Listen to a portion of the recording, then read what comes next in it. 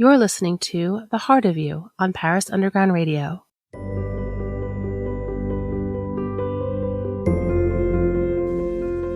Welcome back to Paris Underground Radio's The Heart of You. My name is Annette Deleu, and today we are going to be talking about dreams. We've all had those mornings where we wake up and the dream that we just had completely shakes us. We remember details. Maybe some of them were just weird. Maybe some of them were nonsensical, and you can't make heads or tails of what just happened in that dream.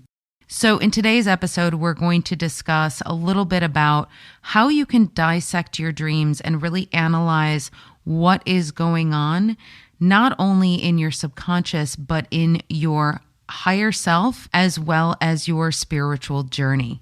The first thing I would like to address is there might be many of you out there who say, well, I don't actually remember my dreams.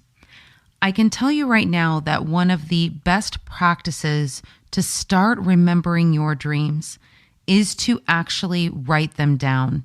The second you wake up and you have that glimpse or that feeling of what you just experienced in your dream state, take a notebook or grab your phone and write it down as quickly as possible.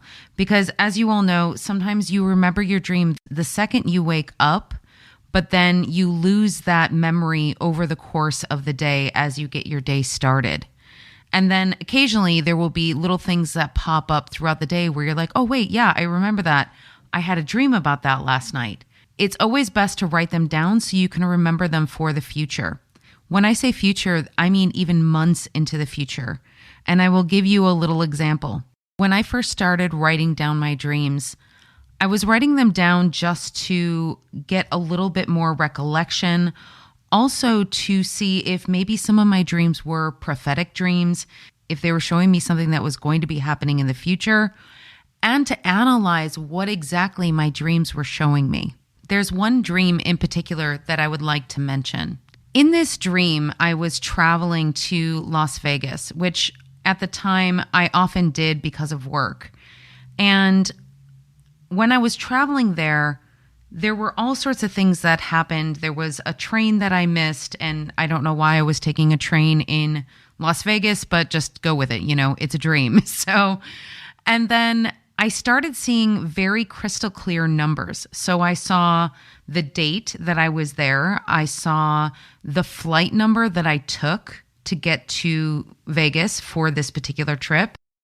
And I remembered those numbers as soon as I woke up. So when I wrote down the dream, I wrote those numbers down as well. The biggest part of the dream was when I was in Las Vegas, I was in a car and I'm driving down the road, and all of a sudden, all of these meteors just started hitting Earth, and there was fire and just chaos, and it was absolutely crazy. Now, as far as prophetic dreams go, the dream was not telling me that meteors were going to be hitting the Earth. That was not the point. The point was the dream was trying to instill upon me a particular feeling or a particular message. And I didn't actually get that message until after everything had transpired. Keep in mind, I wrote down this dream, and it wasn't until about 4 months later that I went back in my dream journal and I read about this dream again. And the incredible thing was, I had gone on a business trip to Las Vegas in March. I wrote down this dream in December of the previous year. When I went back to look at the actual flight that I took and the date that I flew to Las Vegas, it was the exact date and the exact time of my flight and the exact flight number of my flight that was in my dream. I was astonished. I was like, oh my God, that's craziness.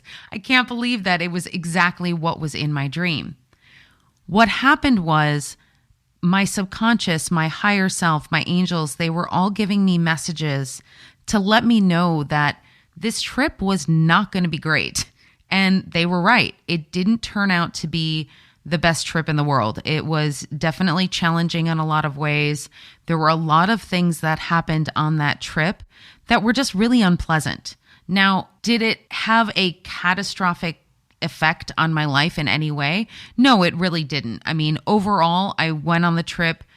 The job ended up being fine in the end and everything was okay. But while I was going through the entire process of that particular job, just one thing after another started happening. And it was almost as if the universe was telling me in that dream, hey, if you go on this business trip, it may not be the best thing in the world. Had I actually looked back on that dream journal and realized what my subconscious, what my higher self was trying to tell me, maybe I would have decided not to go on that trip, or maybe I would have been able to still go on the trip, but understand that there were going to be challenges that maybe I could have understood a little bit beforehand so I could have prepared myself.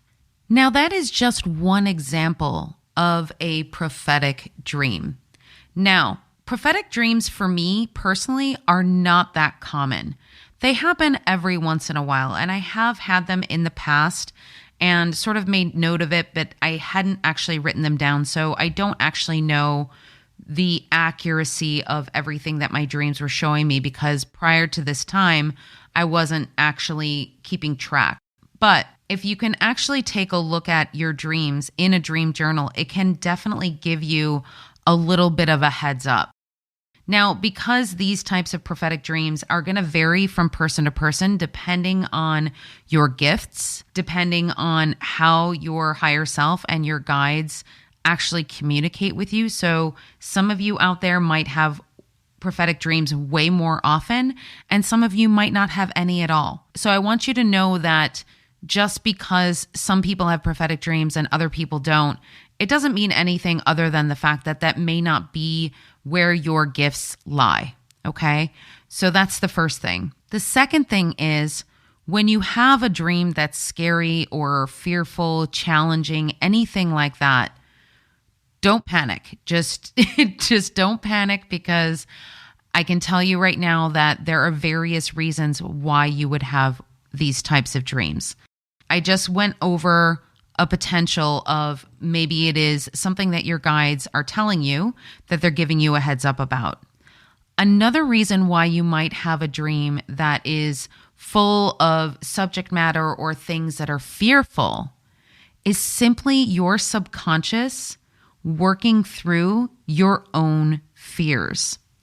Throughout the course of my spiritual awakening, when I was transmuting these shadow sides of myself, when I was looking at the fears that I had that were ingrained in me, whether it was from childhood or maybe even from a past life, as I was working through these to get them sort of out of my system, get them dislodged from my energy body, and really able to look at these fears in order to be able to overcome them. The thing about transmuting fears is that you have to look at them. You have to see them and you have to feel them in order to understand that, you know what, I'm actually okay. I'm not afraid of this thing anymore. And I can understand it, I can see it, but it's not something that I'm fearful of. While you're working through a particular fear, that fear may come up in your dreams repeatedly over a period of time. And that is simply your higher self's way of showing you that fear and saying, hey, this is something maybe that you need to look at.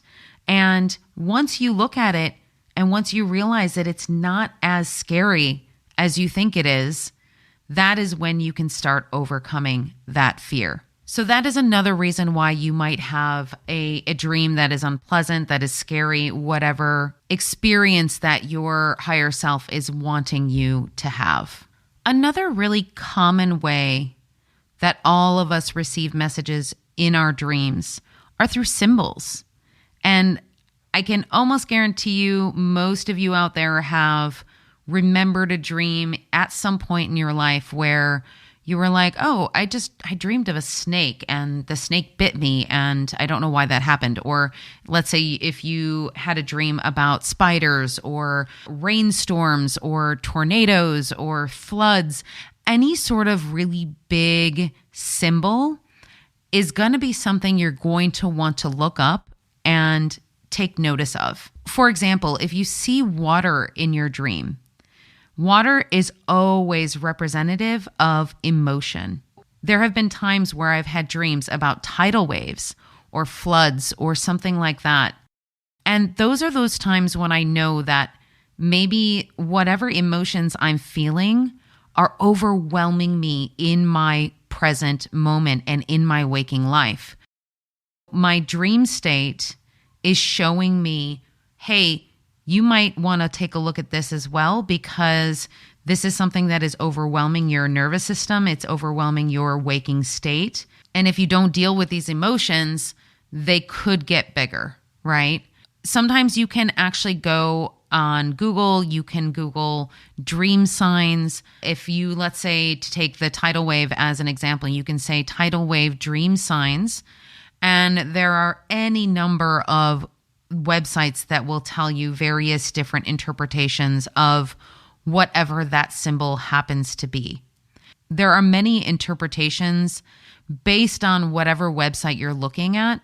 And if you're wondering, well, okay, I looked at this website and it said this about tidal waves, and then I looked at another website and it said something completely different, that is where you're going to use your intuition.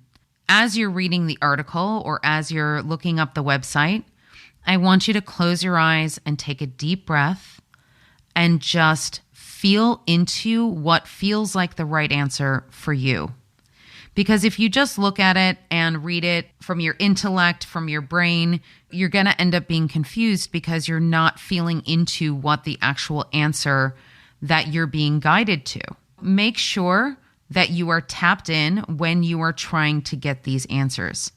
If you are not able to be tapped in while you are looking for these answers, that is where writing the dream down can be very helpful in the future, because if you're not in a good space to be able to feel into the answer, then maybe wait a couple of days, come back to it, feel into it, get into your centered space, and then look for the answer, and then feel into what it is that your guides are telling you.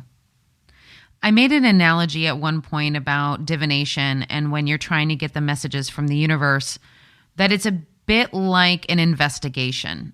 You can use that same angle when it comes to dreams as well. Make note of any colors that you might remember from your dream.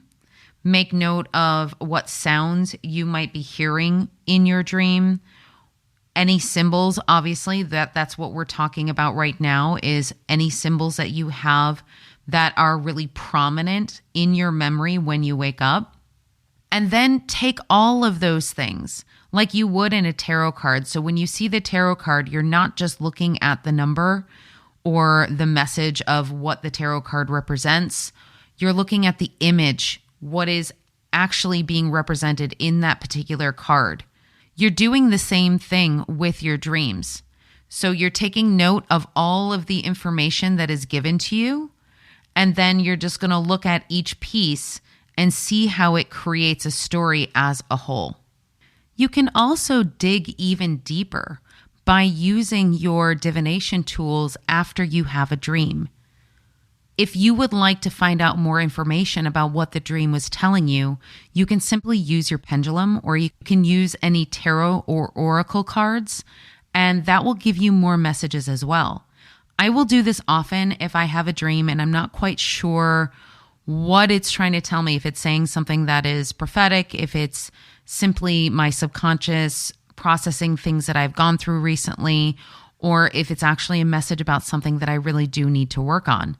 I will simply grab my pendulum and I will ask my higher self and my angels, is this dream something that I need to take a look at? Or I will ask, was this a prophetic dream? I will also ask, is this something that you need me to know right now in this moment? And that's a really good way to sort of put your mind at ease, just in case you're having worries or fears surrounding the dream that you just had. Are you looking for a new book to read? Because I know I always am. Head to Storytime in Paris on Paris Underground Radio with your host, Jennifer Garrity, as she interviews fascinating authors that have a French connection. We will be right back with The Heart of You after a word from our sponsors. Welcome back to The Heart of You on Paris Underground Radio. Another good indication that it is a particular subject matter that you really need to take a look at in your conscious life is if you have a recurring dream. Now, this has only happened to me maybe twice in my entire life. I had a recurring dream when I was a child, and it was a pretty scary dream, and I didn't understand it. I had it maybe once every few months or maybe once a year. It became more infrequent the older I got. When I got older, I realized that the reason why the frequency of the dream subsided was because it was something that I had finally worked through. Now, once I was able to analyze this dream, because I still remember it, even though it was a dream I had when I was a child, it had that much of an impact on me. Once I was able to analyze it, I could see that elements of the dream were part of a past life that I had had. The elements that were chosen to be in this dream were elements that I was able to understand. The basic part of the dream was that I was with my mother and we were in a car. We were in a gas station getting gas, and basically my sister goes into the convenience store to get some food, and aliens come down and basically take over the area that we were in. They kill my sister, and my mom and I drive away sobbing our eyes out. That was the basic of the dream. Now, when you analyze that, are you going to take a look at the aliens as, okay, were these literal aliens? Well, not really. No, it's representative of some sort of threat. And for me, being a total sci-fi addict, like for me, those symbols of particular beings that were unfamiliar to me, that were threatening, that was the representative of what the story was. When I was finally able to delve into this dream, once I had access to the Akashic records, I could then see that this was a fear that I had simply based on a previous life. In a previous life, I had lost my sister, and I had so much grief surrounding that I really had to let that go. And that's why that dream happened when I was a child, because when you were first born into this next lifetime, you still hold on to some of that residual energy from those previous lives. So when I came in, I was much more receptive as a child to any of those energies, any of those experiences. When you have certain dreams that you remember from childhood, let's say, and you're able to look back on them, if you remember them, you can start seeing the patterns of various different things that you were working on as you were growing up into adulthood. That particular dream is a really good example of the fact that what they're going to show you is something that you can understand as far as the feeling of what you need to work through.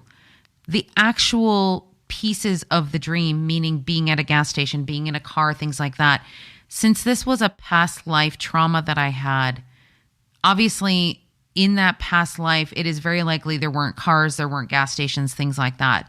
But they're going to show you an image, they're going to show you a scenario that is going to make sense to you in this lifetime. So just make sure that when you are analyzing your dreams, that you don't necessarily take every last detail as concrete information that, yes, okay, so if I dream of an apple, it is definitely an apple. It may not be an apple. It may be representative of something else. Another part of the dream state is astral projection. Now, this can be something that we can actually do when we are in our meditative states, but it is much easier to accomplish when we are in our full dream state. And oftentimes we don't even realize that that is what we're doing. Astral projection is simply that your soul and your higher self are off doing something else. Our bodies have to sleep because our bodies need to recover and recuperate, but our souls, our higher selves, don't need to do that. So basically, all you have to understand about astral projection is the fact that you are, in fact, in another place, experiencing possibly another dimension, having other experiences that your soul needs to have. And sometimes that can be scary for our conscious selves because we don't understand what's going on. For a very small amount of people, sometimes when we are astral projecting during sleep, it may take a couple of seconds for our souls and our higher selves to come back into the body. And if we happen to wake up with a start, so let's say there was a loud noise or a thunderstorm or something else that is going on in our environment that wakes us up, and our soul and our higher self is not quite ready to come back yet, some people can experience sleep paralysis, which means that they feel like they can't move. They are terrified because they can't move their arms and legs, and it's an incredibly uncomfortable feeling. It's not something that I personally have experienced, but I have actually worked with people who have had this happen. And the best thing to do in this situation is to simply relax and take a deep breath and understand that your soul and your higher self are going to come back to you. And once that happens, you'll be able to move again. Okay. So I just wanted to address that topic because it is something that does happen occasionally to people. It doesn't happen often, but it is something to mention. This type of astral projection that I'm talking about right now is actually involuntary. This is something that is happening while you were sleeping and you're not aware that it's happening. And essentially you wake up and you might have a feeling that you experienced a different place, a different dimension, a different time. The feeling of the dream is much different than it is if it's simply just your regular run-of-the-mill dream. Essentially, one way to figure out if it's something that you have done as far as astral projection, also you can call it astral travel. That is something also that happens. So maybe not necessarily going into another dimension, but literally traveling to another place around the world. Your soul is going to another particular location. You can simply ask as soon as you wake up from the dream. Similar to what I was saying earlier, you can ask your cards, your pendulum, hey, was I astral traveling last night? What was going on with that dream? That is another question that you can add to your list of questions to ask when you're doing your dream investigation. I have also heard of many accounts where people are able to purposely astral travel as well as astral project. And that is often called lucid dreaming. That is not something that I personally have had experience with or that I have done. I can't speak to it with great clarity. But if this is something that you have been working on or it's something that you're being led to work on, then I would highly recommend looking up some of these topics, getting some books, and doing a little bit more research on how you can purposely go forward in your dream state and astral project, astral travel. And that is a way of, some people will call it controlling your dreams and actually guiding where you are going in your dream. And I don't know that that's exactly the right terminology. It is more consciously understanding what is happening and where your soul and your higher self is taking you. So the difference would be your soul and your higher self is saying, hey, we're going to go over here on this wonderful adventure. And when you're unconscious about it, basically you are going along for the ride and not really understanding what is happening and why. If you are conscious about it, then you can actually have the experience with your soul and have a much richer envelopment in the environment in which you are traveling. The last thing I would like to talk about are messages. Messages from departed loved ones, messages from our angels, messages from the universe and our guides. Yes, of course, they can use symbols and all of the other things that we've been talking about today. But sometimes we get direct messages. whether it's from a departed loved one who might be coming to you in a dream to give you a message, or whether it is maybe somebody you don't even know, but you know them in a familiar way from an energy standpoint. This is especially important to mention if you have recently had somebody who has crossed over in the recent past, because oftentimes we hope that our passed on loved one is going to communicate with us in some way. And of course, as we have learned through the mediumship episode, that this is absolutely possible. The one thing I do want to remind you is that once somebody crosses over, it does take a bit of time before they are able to communicate with us. It depends on the person. Sometimes it can take a couple of days. Sometimes it can take weeks. Sometimes it can take months. It just depends on how much work they are doing on the other side before they are able to sort of come back down to our human vibration in order to communicate with us. One way to know if a message in a dream is coming from an actual loved one and not necessarily fears that you may be having is simply this: the message will always be loving. It will always be peaceful, and it will always have a resonance that makes you feel warm and happy. It may make you feel sad that they're no longer here, but you know that the message itself is coming from a place of love. If there are any messages of fear or any dissonance, any duality, division, anything like that, you can rest assured that that's most likely your own fears that are playing out in your subconscious.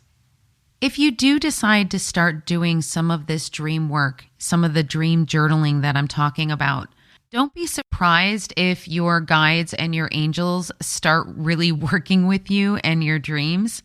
I know that once I started working on mine, my guides were like, "Oh, cool, this is a really good way that we can communicate with her now."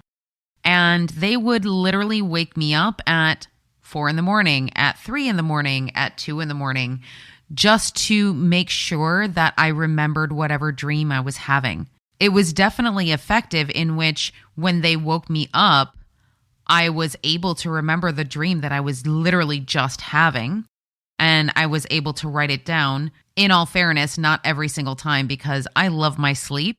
And if something wakes me up, I definitely want to just really go back right to bed. If that starts happening to you, you can absolutely set some boundaries and say, you know what, I really need to get my rejuvenation and my sleep. Can you please not wake me up during this period of time? So you can set those boundaries if you would like. If you would really like to find the time to work with your angels and work with your guides on your dreams, this is a really great way to do it. Your dream state is such a beautiful, magical, confusing, and spectacular world.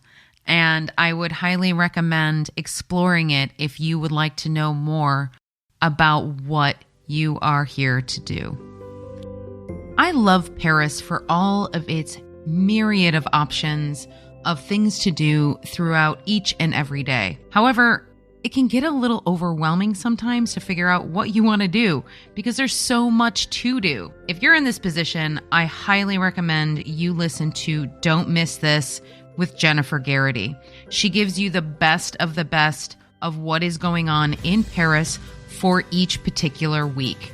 It is definitely something I listen to every Sunday, so go and check it out at parisundergroundradio.com. We will be right back with The Heart of You after a word from our sponsors. Welcome back to The Heart of You on Paris Underground Radio. I would like to thank you so much for joining me today for episode 18. I would like to thank Paris Underground Radio for producing this episode. And if you would like to contact me, you can do so on my website at infinitesoullove.com. You can also follow me on all social media at infinitesoullove1111. Thanks so much and see you next time. This episode of The Heart of You was produced by Jennifer Garrity for Paris Underground Radio. For more on this show and shows like it, please visit parisundergroundradio.com.